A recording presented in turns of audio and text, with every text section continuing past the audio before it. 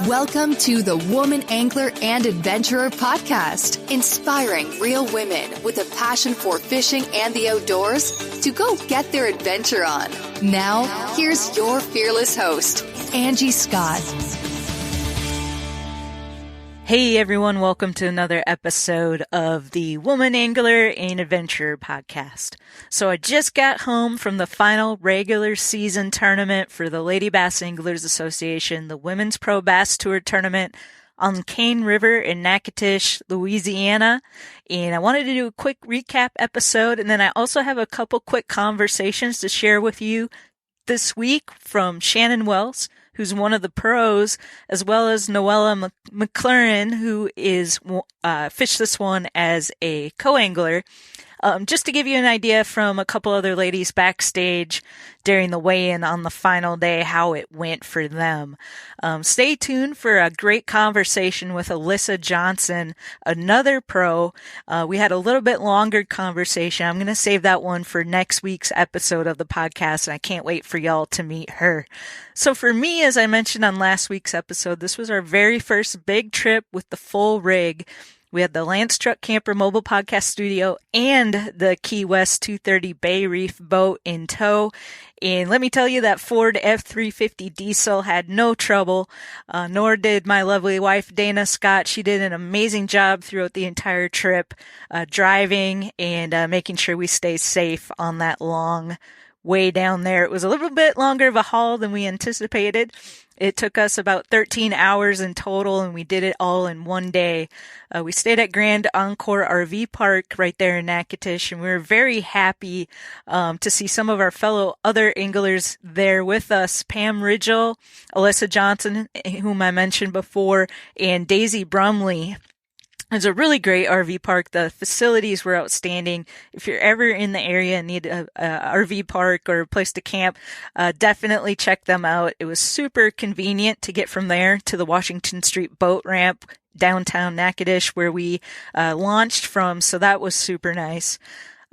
Could not have a better support partner than Dana, backing me down the ramp, picking me up, making my lunches, making sure I have everything I need, doing laundry. And then, of course, Sophie, the dog, the best travel dog ever. She's so go with the flow.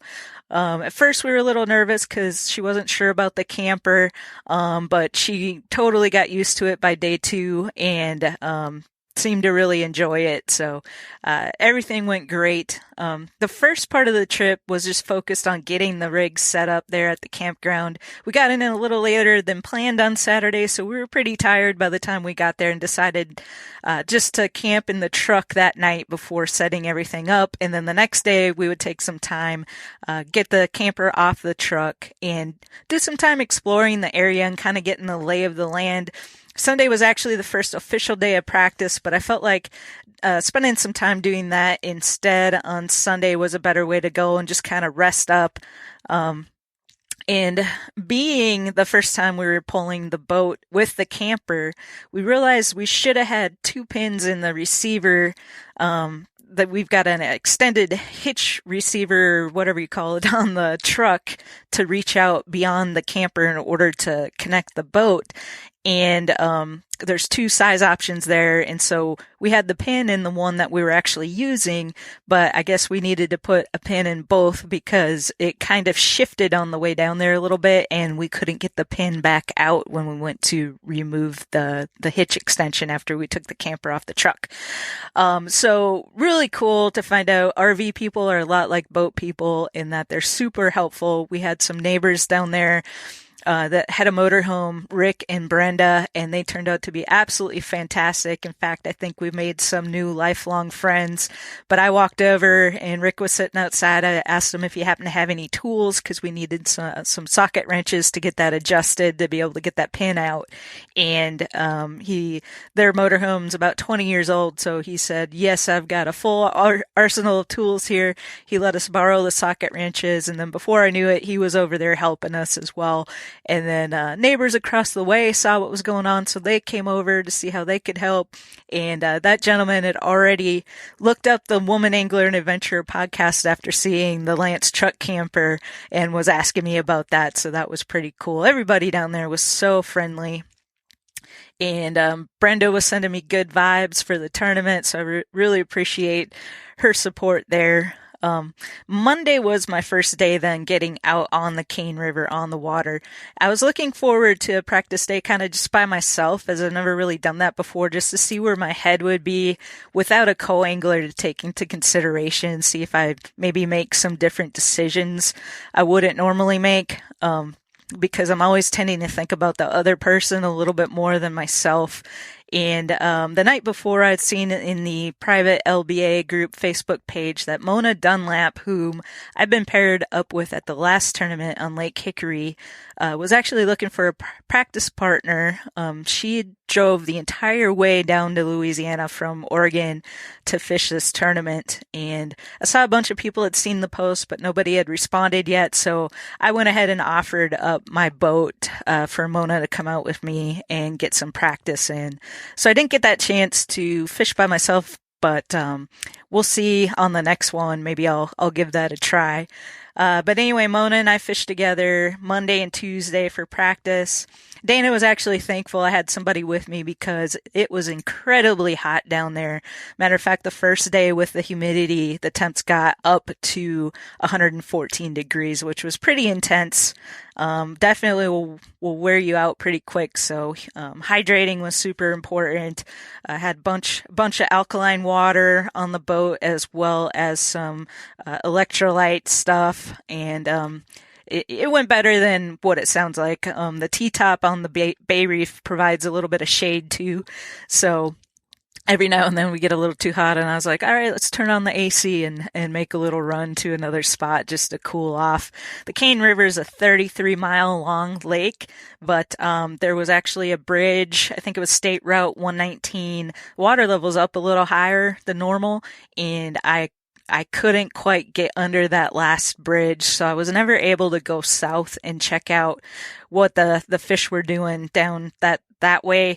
I did know that tends to be a little bit less pressured of an area, so I might have had some better success than what I ended up having if I was able to run that direction, just because a lot of people won't make that long run and target that area. So that was kind of unfortunate, but there's plenty of fish to be caught where I was. And I know this because a lot of the ladies that ended up doing really well in the tournament fished the area where I was able to access. So definitely not an excuse, but anyway, so Wednesday is a shorter day as we have to be off the water in time to make our meeting, which starts at 3:00 in the afternoon. So I opted just to rest up on Wednesday, re-rig some of my setups, and try to come up with a game plan for day one. And then at the meeting, we find out what our boat numbers are and who we're going to be paired up with for the tournament. So a few things to say about the Cane River this time of year and my personal experience in bass fishing. Number one, I'm from the north. My experience is mainly with walleye fishing.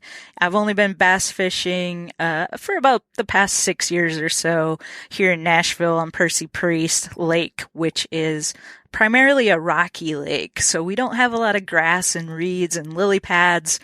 Although I've seen more vegetation popping up out here in the last couple of years. Also, I don't typically go out and fish when it's like over 100 degrees out. So the water temp there was around 89 on up to a little hotter than that. I did find out that you could find some areas with incoming water where it was a little bit cooler, and we definitely targeted those areas. But I'm also, I work full time, so I kind of have to pick and choose when I'm going to be able to get out on the water. I kind of like to focus that on those more productive times a year when the bass are a little more active. So I knew on Cane River we were definitely going to be wanting to target shade, any kind of overhangs, docks, lily pads, grass if we could find it, as well as I mentioned those areas with some incoming water flow for the cooler temps. The lake there is very shallow.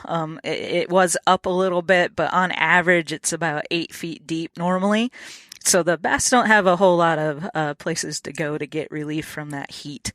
So I drew Penny McCurdy on day one as my co-angler. I was super excited to have her. She's been a boater in the past, so I knew she'd be a good asset to have out there with me.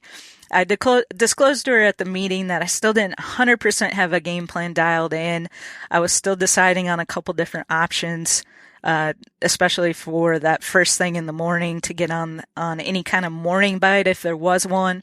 I told her just be prepared, top water, punching and finesse fishing, and maybe some reaction baits as well. So after the meeting, I went home and pulled up my Google Maps, and forgot to mention this entire time I did not have charts on my Garmin units to mark waypoints for whatever reason. I still have yet to figure out. Anytime I would try to zoom in to a certain point, the map would no longer render. So I was using my Navionics app instead to mark some waypoints that I found. So that's yet another issue now I need to figure out. But all that said, I saw some really good looking lily pads that kind of extended under a bridge, and I decided that was going to be the first place I wanted to target day one, and hoping nobody else would be in that spot by the time I got there because I was the 10th boater. And when we ran down there, thankfully no one else was there, and thankfully the top water bite was on fire like I was hoping it was going to be. I somehow managed to miss 4 blow-ups, and Penny missed several as well. It was super disheartening for both of us, but Penny did finally hook into one keeper, and I was super happy for her. We had the live well ready to go for that super hot day. Keeping the fish alive we knew was going to be a little bit of a challenge. You don't want to have those dead fish penalties, and of course you want to take care of the fish as good as possible as well. So I filled it up with water first thing in the morning when it was still cool. This was a suggestion that Secret York gave everybody. Add a bag of ice in there, and then of course the G-juice, really important to help keep those fish happy and healthy. Necessity that I think every tournament angler should have. And thankfully, due to my Women's World of Fishing Monday Night Live takeover partner, Barbara Harris, I had just had my dealership in Nashville add the New Pro Productions T2 live well ventilation system.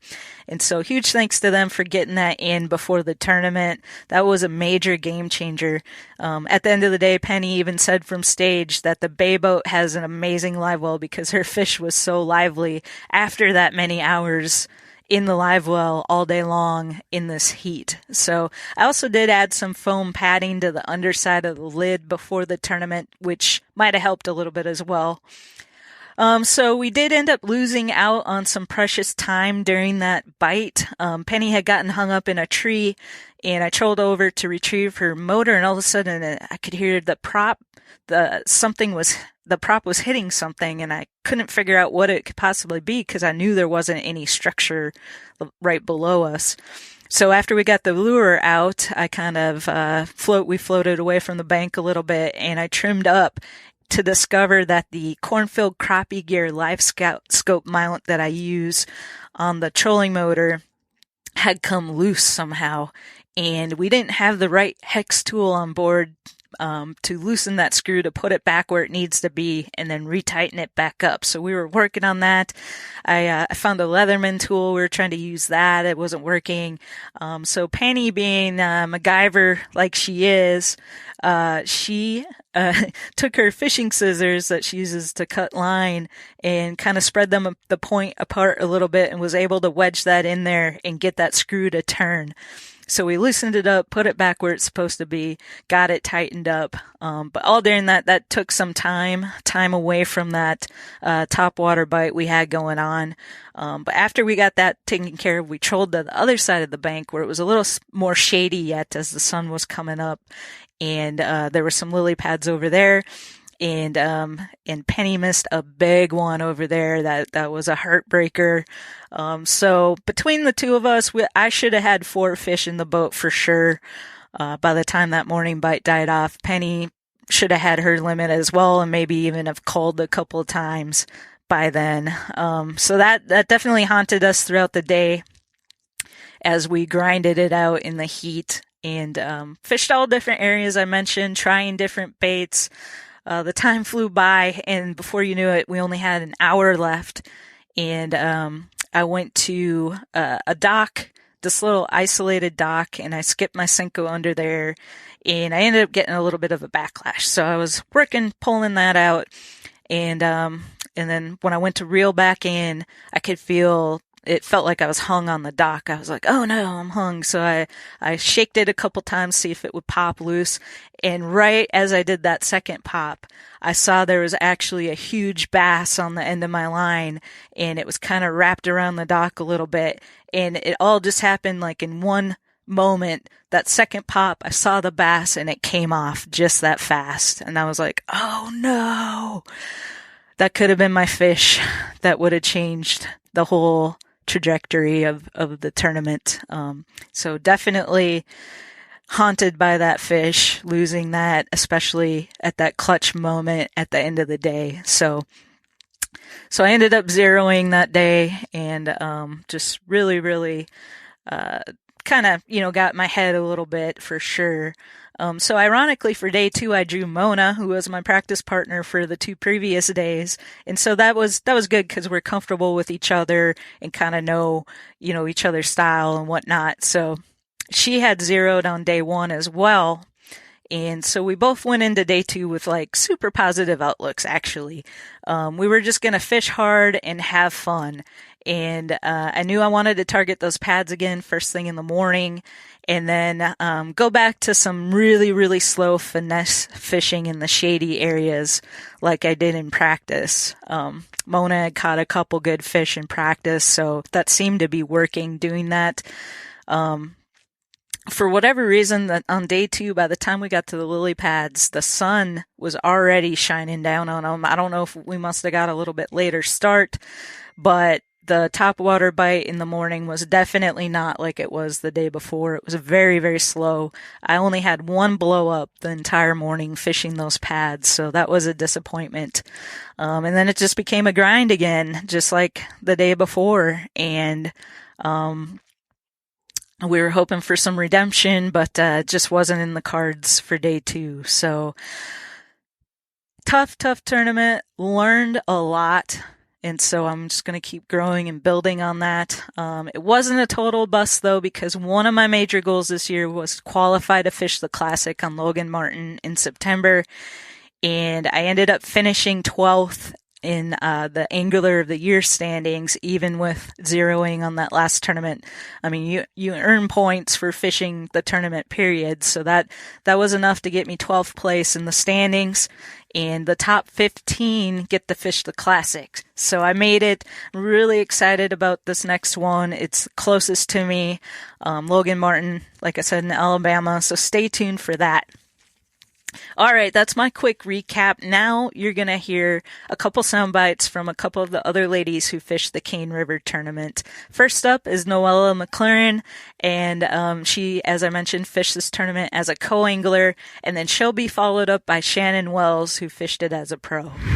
So I'm backstage at the weigh-in for day 2, Cane River, Lady Bass Anglers Association. I'm with Noella. It's going good. It was a long, hot day. Both days were long, hot days. How'd you do today? I got one bite, one fish, so I guess that's pretty good. Yeah. But it would have been better if there had been more. Well, listen to my sob story. It's better than how I did because I got no fish today, no fish yesterday, and no fish in practice. Well, then I guess the bright side of that is you have no place to go but up. How's that? I like your attitude. Yeah, it was definitely tough out there. It's June. It's hot. And I found out today from a local after the tournament, he said that this isn't a good Senko lake, which is my confidence bait, which is what I was throwing most of the day today. So.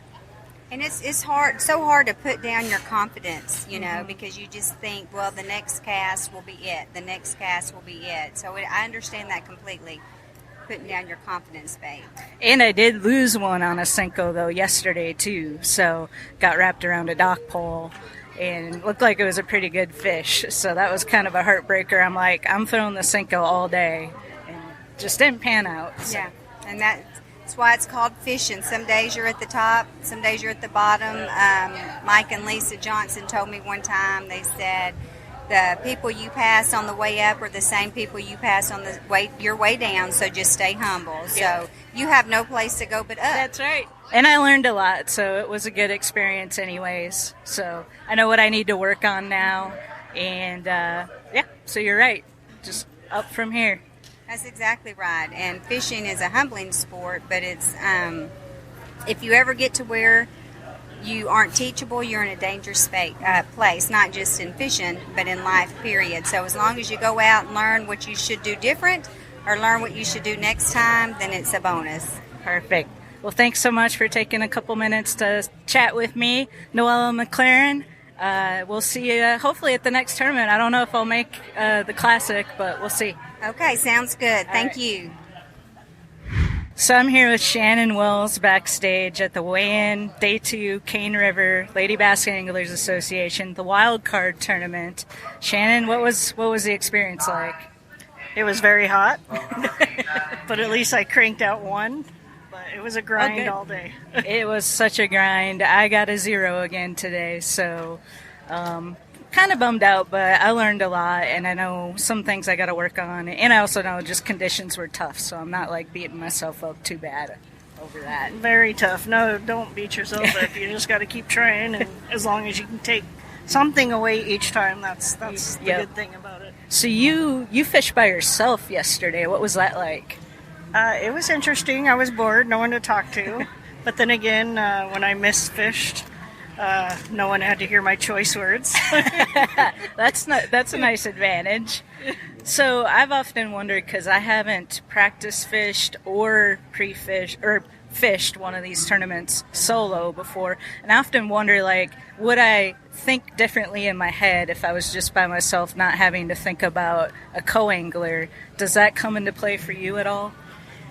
I thought so. I think when I have a co-angler, I'm also worried about making sure my co-angler catches fish, where I was a little more risky yesterday and took a longer run yesterday, and it paid off for me yesterday, obviously, but I didn't even catch my first fish yesterday till 12:30. That's right, yeah. So, now, did you run south yesterday? I ran almost all the way you can go yesterday. Okay. So I got down there and someone was in my spot, and I passed it up and just threw one in and caught one right away, and then flipped across the bank and caught another one. Nice. So it was nice. Well, so I just talked to a local after we got back in today, and he lives on the river and fishes all the time, and he said he always runs south because it's less pressured. More people don't go down that way because it's so far, and I couldn't get under the last bridge. So I'll kind of take that as my reason why I got 0s on both days. I'll blame it on the boat. Well, I don't know. Pam ran all the way down again today, and she only got one. But, I mean, of course, there was people that figured it out. But for the most part, most people said it was a lot tougher today. And the ones that did get fish or a full bag said it was a tougher grind today than it was. So they had to work a lot harder than yesterday. I could tell right away in the morning that this was going to be a tougher day. The morning bite wasn't on like it was yesterday. I lost 4 fish. That's on me. Yesterday morning, top water. Just wasn't ready to set the hook, and I had one blow up this morning. That was it. So it's a little different. The bite is different here. I don't know if they're a little more lethargic because of the water temperature, but at most places today it was between 90 and 92. But the bite's kind of subtle. I had one take off with it, and then you just let go of it. So, and I pulled it out of their mouth probably 4 or 5 times today, so that was on me. So are you're fishing the Classic? Do you know? I hope so. Yeah. Don't know until after today's weigh-in. That's true. Yeah. Well, I hope. I have no idea if I will either. I think they do some sort of drawing or something as well if you fish this tournament. But you fished all the last ones? Yeah, I did. So you may have qualified already anyway. Gotcha. So Yeah. Well, I hopefully. didn't fish the last one. Oh, so I I'm see. hoping that I this one see. Okay. gets me in enough. So Right. We'll see. Well, good luck, and I hope to see you at Logan Martin. Thank you. Thanks. All right, so there you have it. Thanks for listening. the recap of the final regular season tournament of the year for the Women's Pro Bass Tour, the Lady Bass Anglers Association. Huge congrats to Pam Martin-Wells, who took home first place on the Cane River and also earned Angler of the Year. And our second and third place finishers, Pam Ridgel and Linda Gessner. Huge congrats to you ladies. And then also big shout out to Brooke Johnson, co-angler. She won first place for the co-anglers on this tournament. And as I mentioned, stay tuned for next week's episode where I'll be featuring my conversation with Brooke's mom, actually, from Texas, Alyssa Johnson. Like I said, I can't wait for y'all to meet her. In the meantime, tight lines, everyone. See you next week.